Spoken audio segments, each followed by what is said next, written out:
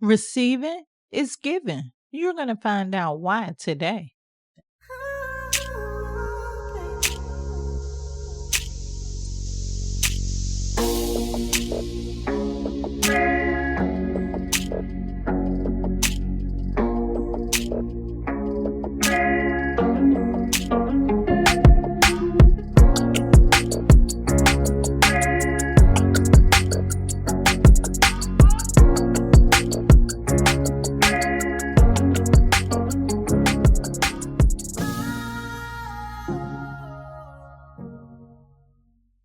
Hello, hello, hello. Welcome. You are listening to another story on the Manifest on Purpose show.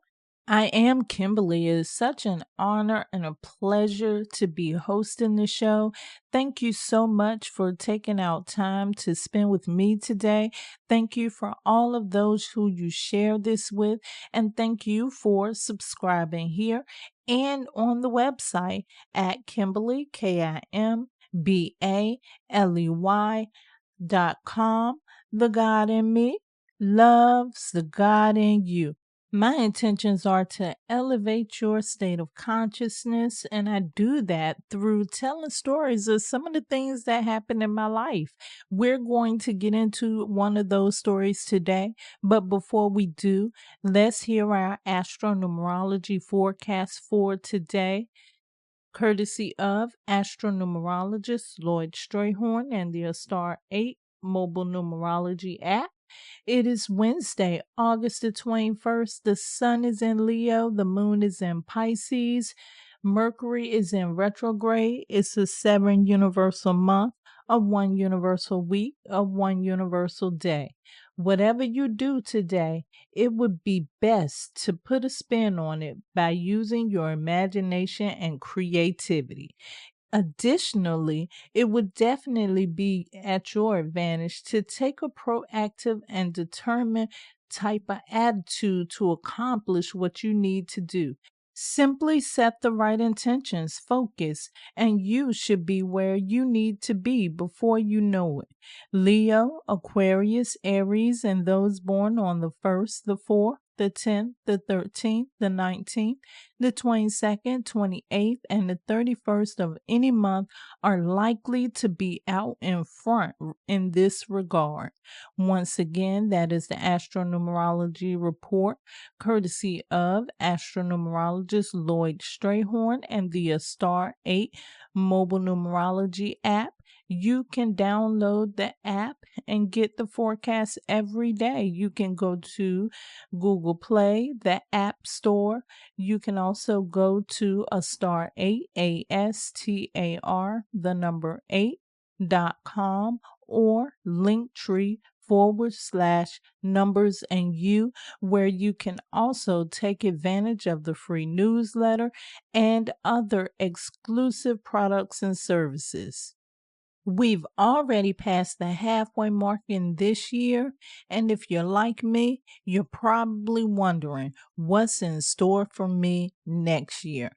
This is the perfect time for you to go ahead and get your Astro-Numerology forecast for the next year, the year ahead, so that you can know how to plan your year. Get a head start. Also, you can get a compatibility report, your personal numerology report, and a report for your business. And if you want to get a little deeper, you can get a personal numerology consultation. And you can get all of that at Kimbaley, KIMBALEY.com. Remember, put yourself first. Do something for yourself. Now, let's get into this story. There was no shortage of fruits and veggies in the country town I grew up in, especially if you knew the right people. And trust and believe, Graham knew all the right people. Shouts out to Graham. Rest in peace, Graham. Let me tell you who Graham is. As the story goes, Graham took my mother in as a teenager and raised her as her daughter. We didn't even know that there was no blood relationship between us. My siblings knew her as their grandmother. I knew her as my godmother, but we all just called her Gram. I never known a woman as sweet as Gram, as clever as Gram, or one as fierce as Gram. She was the gun-toting granny that never hesitated to do whatever was necessary to protect her children. Mm-hmm. Anyway, Graham was known all over the area. People always gave her stuff, and she would put it to good use. One day, she was given buckets of plums. I never seen so many plums in my life before. Graham decided to make plum preserves. This is sometimes called canning. The plums had to be cut, prepared in a special way, and placed in glass mason jars.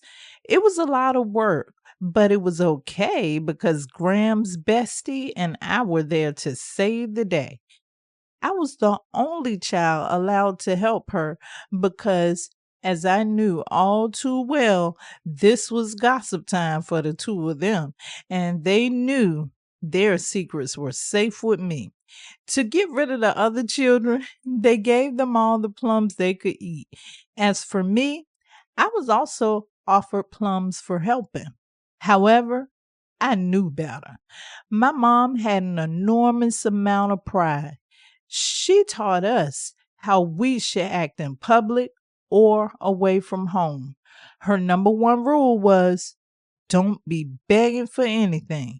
If anyone offers you anything, say no thank you. I didn't ask any questions. I just did what that woman told me to do.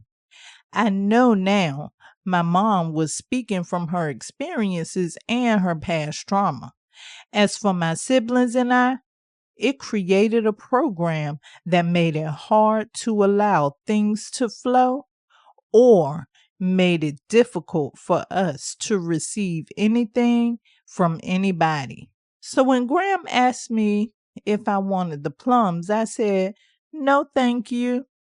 Her and her bestie looked at each other like they couldn't believe what I had just said. They probably knew I was following Mama's orders. Graham asked, why not? I had not thought that far ahead and did not have a prepared answer. So I responded the first thing that came to my mind. I don't like plums, knowing darn well that that was one of my favorite fruit at the time. Before I could even get that statement out, the smell of the plums had my mouth watering. But because I said I didn't like them, it limited me from getting some. However, the biggest catch is this. Not only did it limit me from the plums for that day, from that day forward, I could never touch a plum around Graham due to the false story that I had told her. You may be under the impression that you are waiting to align for your manifestation, but you're really not. Your manifestation is waiting for you to align with it. Quite the paradox. You're waiting on it while it's waiting on you. Your desire is jumping up and down in your reality, waving hands, trying to get your attention, and most continue to miss because they're conditioned to receive it in a way they think it should come. You limit yourself in this way. It's like being in a hallway that has 20 doors, but you only feel that you can align with manifestation through the 2 doors that are the most practical to you. It seems like the only way you can align with what you want, not considering the fact that there are 18 other doors that lead to unconventional but limitless opportunities. If you find that you're still waiting, let me tell you why. It's because you'll never know how things will open up for you. I may visualize something one way, but when it shows up in my reality, it's not exactly how I visualize it showing up. For example, I had been building a business and working a full-time job for a few years. My intentions were to be able to focus mainly on business. I wanted to be able to build my business from home. I knew it was time for me to get out of the corporate world. Sometimes we're more willing to stay where it's secure than to step out on faith. However, I kept my focus on aligning with working for myself. I even used techniques and everything. Who knew that something would happen called a pandemic that went on to force me out of the corporate world? I visualized working from home, but when I visualized it, it didn't look like that. I got what I wanted, just not how I was expecting it. It was a bit unconventional. When you say something could be happening right now in your life that appears chaotic, that you may be trying to hide from, when it's really designed to open up a door of opportunity for you. Being trapped in a limited mind state is how you can very well limit yourself. I also want to touch on opportunities coming through others.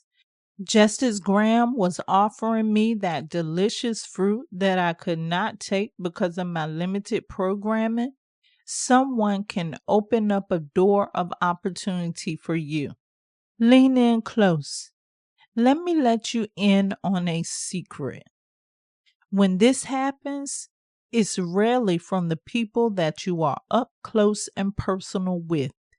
Sometimes it's the person behind you in the checkout line, the coworker you bump heads with, or sometimes it could be your boss.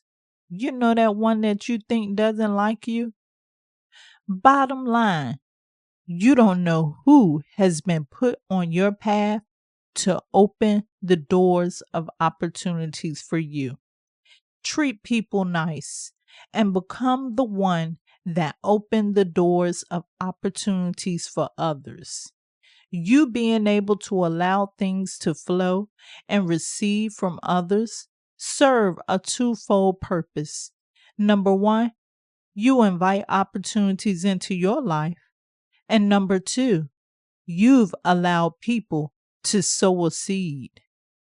In other words, it's your duty to receive, but you may have to reframe what you think about being able to receive from others in a healthy way. A little pride is necessary and goes a long way. Ma was too extreme with it. She created a program for us based on her experiences. The program that was created sounded like this. Don't ask because it makes you seem as if you're begging, and don't accept because that person may want something in return. My, how wrong was she? For many years, it was hard for me to allow or receive. A little lady changed all that. I've spoke of her here before. She offered me money. I was busy trying to decline, and she pushed it in my hand anyway, looked me directly in my eyes, and said, "You're not going to block my blessings."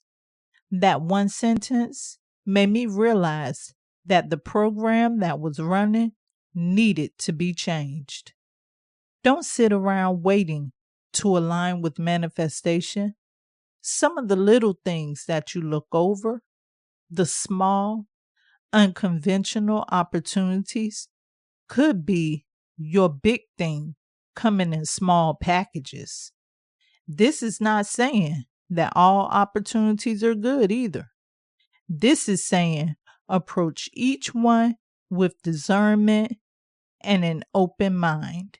And remember, receiving is giving. I love you to life. This is how you manifest on purpose.